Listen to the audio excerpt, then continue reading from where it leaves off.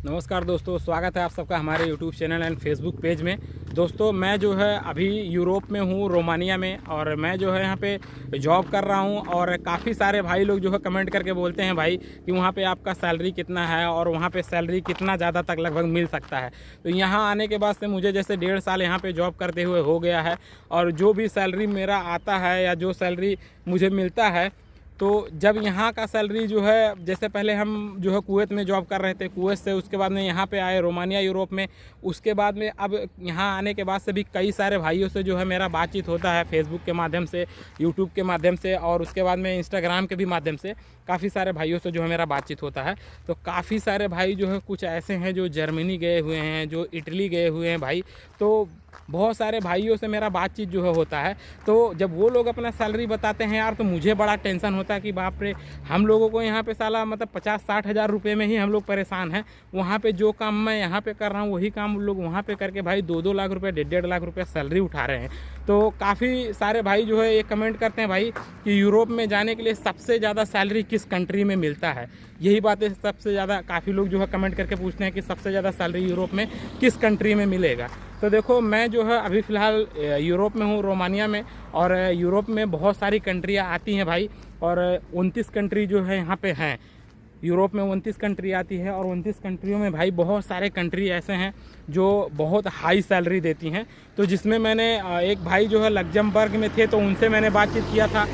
तो वो बता रहे थे भाई कि वहाँ पे उनको 1 घंटे का भाई 1 घंटे का 20 यूरो मतलब दिया जा रहा है। और वो भाई क्या काम कर रहे थे, वो सीएनसी मशीन होता है जो प्लाज्मा कटिंग का, वो उसके जो है ऑपरेटर थे। तो उनको 1 घंटे का 20 यूरो दिया जा रहा था। तो अब सोच लो, 1 घंटे का अगर 20 यूरो है भाई, तो उस हिसाब से मान के चलो कि अगर 8 घंटा ड्यूटी कर रहे हैं, अगर 1 घंटे का भाई 20 यूरो उनकी सैलरी है, तो ये मान के चलो कि उनको 160 यूरो एक दिन का उनका सैलरी होता है। और 1 यूरो का भाई 92 और 93 रुपया जो है इस समय इंडियन करेंसी हो रहा है। तो भाई बहुत ज़्यादा जो है सैलरी। मैं पहले ये सोच रहा था कि भाई जैसे हम लोगों को यहाँ पे $3 $4 सैलरी मिलता है 1 घंटे का, तो ये लग रहा था कि भाई यहीं पे बहुत बढ़िया सैलरी मिल रहा है। लेकिन भाई यहाँ से ज़्यादा भी सैलरी लोग अदर कंट्री में कमा रहे हैं। तो जो भी भाई ऐसा कमेंट करते हैं भाई कि सबसे ज़्यादा सैलरी जो है यूरोप में किस कंट्री में मिलता है, तो मेरे भाई यूरोप में बहुत ज़्यादा सैलरी मिलता है, और कंट्री कोई फिक्स नहीं है। लेकिन ये है कि भाई जर्मनी में, इटली में और लग्जमबर्ग में सबसे ज़्यादा सैलरी मिलता है। क्योंकि भाई मेरा 3-4 बंदों से, जैसे मैं यूट्यूबर हूँ, मैं यूट्यूब पे वीडियो डाल रहा हूँ, तो बहुत सारी चीज़ें बेसिक जानकारी जो है मैं बताता हूँ।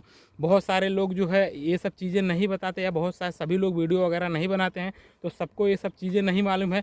लेकिन जब मतलब मैं वीडियो के माध्यम से बताता हूँ, तो लोग बोलते हैं कि यार तुम जो है इतने कम सैलरी में वहाँ पे क्यों कर रहे हो। जैसे मैं अभी यूरोप में आ गया हूँ, तो बहुत सारे भाई लोग ऐसे मतलब कि जब बात होता है उनसे, वो लोग बोलते हैं भाई तुम इतने कम सैलरी पे वहाँ पे क्यों हो, तुम जो है मतलब दूसरे कंट्री निकल जाओ और तुमको बहुत बढ़िया सैलरी मिलेगा क्योंकि तुम वेल्डर हो।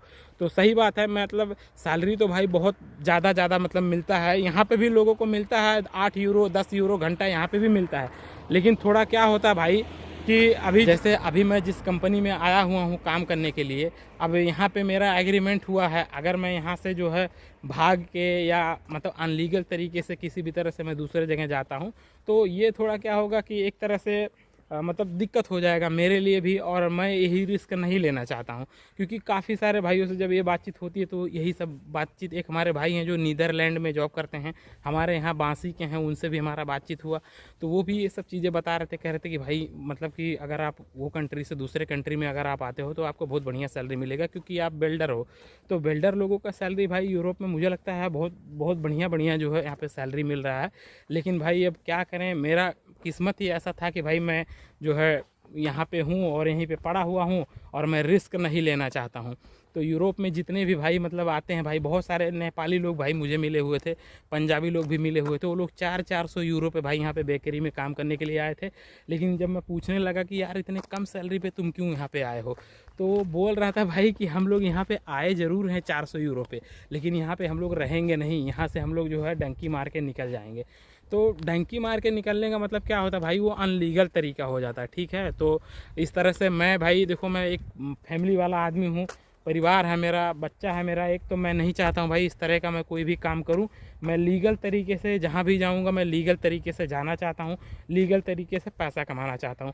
बाकी सैलरी जो ज़्यादा मिलता है भाई, ये मैं अपने कहने के हिसाब से नहीं, मैंने ऑलरेडी बातचीत किया हुआ है भाई। तो जो भाई जो वहाँ इटली में काम करते हैं उनसे मेरा बातचीत हुआ, वो बोलते भाई 20 यूरो 30 यूरो, मतलब कि एक एक घंटे का यार 20 यूरो 30 यूरो मिल रहा, सोचने वाली बात है।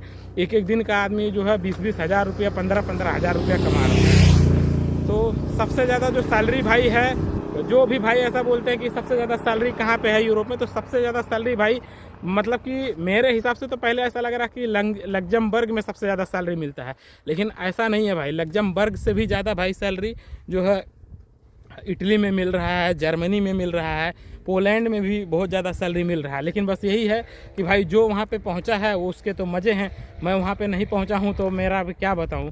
लेकिन ये है सैलरी भाई सबसे ज़्यादा जो है जर्मनी और इटली लग्जमबर्ग में है। तो जो भी भाई नए हैं, जैसे मैं यहाँ पे आके मान लो $3 $4 पे काम कर रहा हूँ, तो आप लोग अगर नए हो, अगर आप लोग तैयारी कर रहे हो तो थोड़ा पैसा ज़्यादा लगेगा, तो इटली या जर्मनी या लग्जमबर्ग का ही वीज़ा आप लोग लगाओ, ताकि आप लोगों को जो है सैलरी थोड़ा ज़्यादा मिले।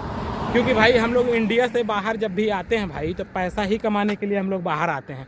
अगर हमको पैसा ज़्यादा नहीं मिलेगा, पैसा हम ज़्यादा नहीं कमाएंगे, तो क्या फ़ायदा हमको यूरोप में जॉब करके।